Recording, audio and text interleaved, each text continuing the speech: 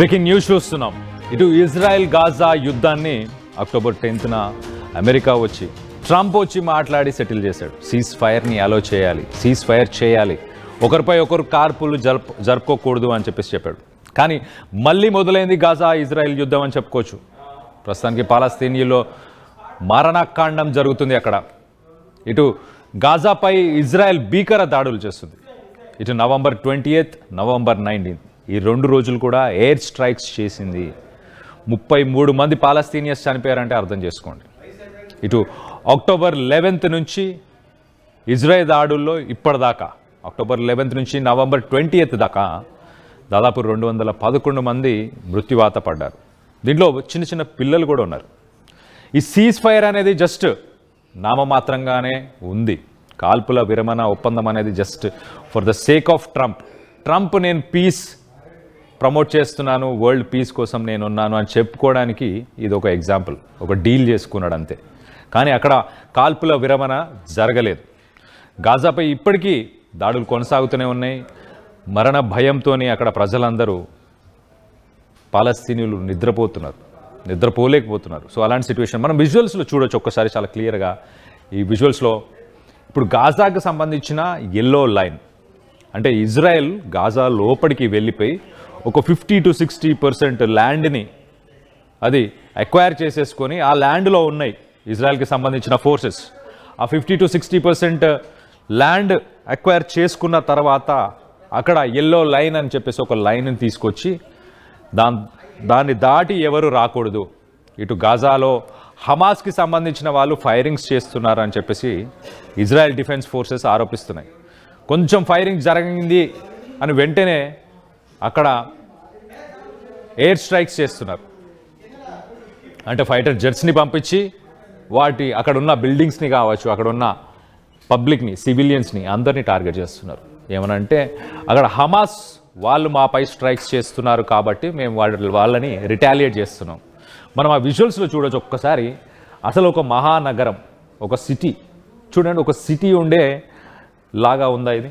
ఒక సిటీ లాగా లేకుండా ప్రస్తుతానికి ప్రతి బిల్డింగు, ప్రతి కాంప్లెక్స్ అన్నీ ధ్వంసం అయిపోయాయి, అన్నీ పగిలిపోయాయి. అయినా ఎంతో కొంత షెల్టర్, అక్కడే కొంత షెల్టర్ని అక్కడే ఎక్కడో ఒక దగ్గర తలదాచుకుంటున్నారు అక్కడ ప్రజలు. ఆ ప్రజల్ని కూడా ప్రస్తుతానికి ఇజ్రాయెల్ డిఫెన్స్ ఫోర్సెస్ బతకనివ్వట్లేదు. ఇటు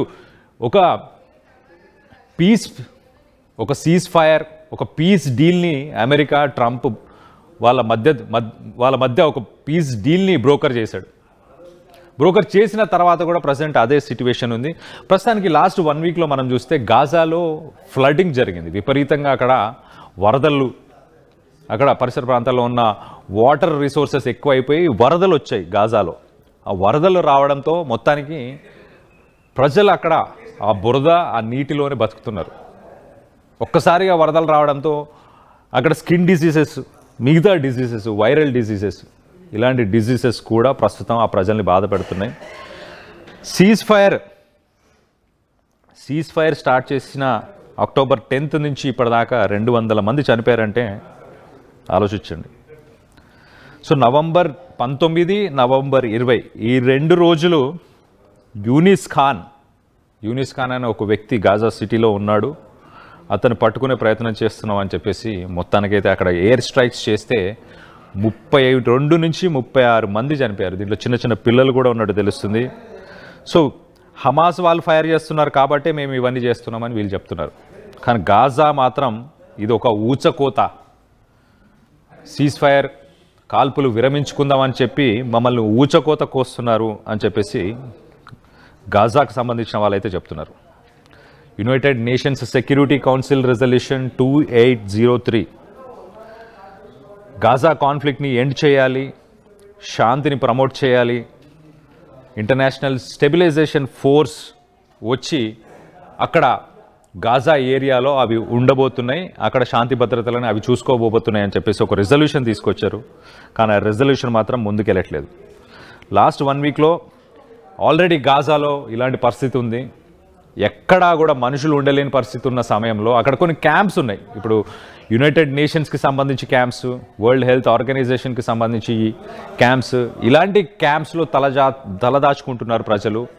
వాళ్ళు కూడా ఇప్పుడు అక్కడ వచ్చిన వరదల వల్ల ఇబ్బందులు పడుతున్నారు. వాళ్ళకి తినడానికి తిండి, వాళ్ళకి హెల్త్ కేర్ లేదు. ఎట్ ద సేమ్ టైం వాళ్ళకి ఈ వరదలు దీనివల్ల వాళ్ళకి స్కిన్ డిసీజెస్, అలాగే కొన్ని వైరల్ ఇన్ఫెక్షన్స్, వైరల్ డిసీజెస్ ఇలాంటివన్నీ కూడా వాళ్ళకి వచ్చాయి. సో ఇటు కొన్ని రోగాలతో భయపడుతున్నారు, బాధపడుతున్నారు. ఎట్ ద సేమ్ టైం ఇటు ఇజ్రాయెల్ ఇంకా దాడుల్ని కంటిన్యూ చేస్తుంది. అసలు ఈ పీస్ డీల్ని బ్రోకర్ చేసిన తర్వాత కూడా కాల్పులు ఎందుకు జరుగుతున్నాయి? ఇటు గాజాలో ఇజ్రాయెల్ డిఫెన్స్ ఫోర్సెస్కి సంబంధించి 28 వ్యక్తులకు సంబంధించిన మృతదేహాలు అక్కడ ఉన్నాయంట. వాటిని వెనక్కి ఇవ్వాలని చెప్పేసి ఇజ్రాయెల్ డిఫెన్స్ ఫోర్సెస్ ఇనిషియేట్ చేసింది. దాన్ని గాజాకి సంబంధించిన వ్యక్తులు, హమాస్కి సంబంధించిన వాళ్ళు ఇక్కడ లేవు, మా దగ్గర లేవు అని చెప్పడం, వెంటనే ఒకరి మీద ఒకరు దాడులు చేసుకోవడం. ఇటు గాజా స్ట్రిప్ మొత్తంగా ఒక 50% ఇజ్రాయెల్ డిఫెన్స్ ఫోర్సెస్ వాళ్ళ ఆధీనంలోకి తీసుకొని, వాళ్ళ కంట్రోల్లోకి తీసుకొని, ఆ లైన్ ఒక ఎల్లో లైన్ అని చెప్పేసి ఒక లైన్ని మెయింటైన్ చేస్తూ, ఆ లైన్కి పరిసర ప్రాంతాల్లో ఇటు సివిలియన్స్ వచ్చినా, అలాగే ఇటు హమాన్స్ వచ్చినా, ఎవరు వచ్చినా కూడా వాళ్ళ మీద దాడి చేసే ప్రయత్నం చేస్తున్నట్టు తెలుస్తుంది. సో మొత్తానికి గాజా ఇజ్రాయెల్కి సంబంధించిన ఈ కాన్ఫ్లిక్ట్ ఇంకా ముగియలేదు, మళ్ళీ మొదలైంది. గాజాలో ఇజ్రాయెల్ యుద్ధం చేస్తుంది, ఇజ్రాయెల్ వైమానిక దాడులు చేస్తుంది, ఎయిర్ స్ట్రైక్స్ చేస్తుంది, పాలస్తీనియులని చంపేస్తున్నారు.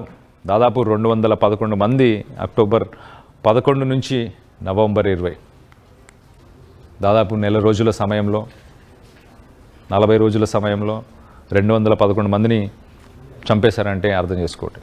ఈ కాల్పుల విరమణ జరిగింది, అయిపోయింది అంతా. నేను శాంతి దూతనని చెప్పిన అమెరికా కానీ, ట్రంప్ కానీ దీనిపై ఏం స్పందించట్లేదు. ప్రపంచ దేశాలు కూడా వీక్షిస్తున్నాయి. సో దీనికి సంబంధించి ఏదైతే గాజాకి రావాల్సిన హ్యుమానిటేరియన్ ఎయిడ్, అంటే వాళ్ళకి మెడిసిన్స్ కానీ, ఫుడ్ కానీ, క్లాతింగ్ కానీ, ఇలాంటి రావాల్సిన రూట్స్ని కూడా ఇజ్రాయెల్ డిఫెన్స్ ఫోర్సెస్ కట్టడి చేస్తున్నాయి. వాళ్ళకి ఆహారం కూడా అందని పరిస్థితి ప్రస్తుతానికైతే నెలకొంది. ఒక హ్యుమానిటేరియన్ క్రైసిస్ అని చెప్పుకోవచ్చు ప్రపంచంలోనే ఇది. సో దీనికి సంబంధించి మీరేమనుకుంటున్నారు? ట్రంప్ చేసిన పని సరైందేనా? అతను చేసిన తర్వాత ఇప్పుడు ఎందుకు మాట్లాడట్లేదు? అండ్ ఇజ్రాయెల్ చేస్తున్న పనిని మీరు సమర్థిస్తున్నారా? ఇజ్రాయెల్ చేసే వైమానిక దాడులను మీరు సమర్థిస్తున్నారా? అండ్ హమాస్, గాజాలో ఉన్న హమాస్కి సంబంధించిన డిఫెన్స్ ఫోర్సెస్ వాళ్ళని సమర్థిస్తున్నారా? గతంలో ఇజ్రాయెల్ గాజాలో ఉన్న ప్రజలందరినీ ఇటు ఆఫ్రికాకి సంబంధించిన నార్త్ సూడాన్కి పంపించాలన్న ఆలోచన కూడా చేసినట్టు తెలుస్తుంది. గాజాకు సంబంధించిన భూభాగం అంతా ఇజ్రాయెల్కే చెందుతుంది. ఇక్కడ ప్రజలు బతికుంటే మీరు బతికుండలేరు, మీరు ఖచ్చితంగా చచ్చిపోతారు. కాబట్టి మీరు అందరూ అక్కడికి షిఫ్ట్ అవ్వండి, దేశాన్ని వదిలి వెళ్ళిపోండి, గాజాని కూడా వదిలి వెళ్ళిపోండి అని చెప్పేసి బహిరంగంగానే ఇజ్రాయెల్కి సంబంధించిన డిఫెన్స్ ఫోర్సెస్ కానీ, ఇజ్రాయెల్కి సంబంధించిన మంత్రులు కానీ వీళ్ళందరూ కూడా గతంలో కూడా చెప్పారు. సో వీటన్నిటిపై మీరేమనుకుంటున్నారు? దీంట్లో ఎవరిని దోషులుగా చూస్తున్నారు అనేది మీ అభిప్రాయాలను కింద కామెంట్ రూపంలో తెలియపరచండి.